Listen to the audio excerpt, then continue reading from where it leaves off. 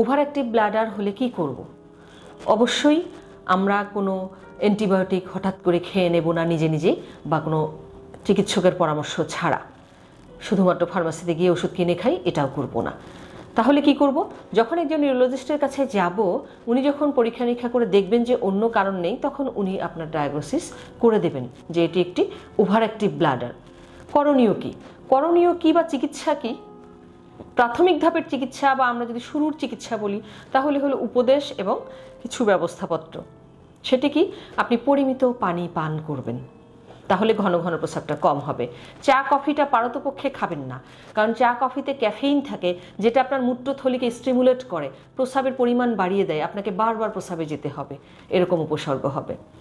এরপর আসি pelvic floor exercise নামে এক ধরনের ব্যায়াম আছে, ইউটিউবে গিয়ে সার্চ দিলে বুঝতে পারবেন, যেগুলি প্রস্রাবের অনেক উপসর্গগুলোকে কমিয়ে দেবে। এছাড়া ব্লাডার ট্রেনিং বলে মূত্রথলির এক ধরনের ট্রেনিং আছে, যেটি ওভার অ্যাক্টিভ ব্লাডারের ক্ষেত্রে খুবই কার্যকর, এবং আমরা ইউরোলজিস্টরা এই ব্যায়ামটি শিখিয়ে দিই, যা অনেক উপকারে আসে।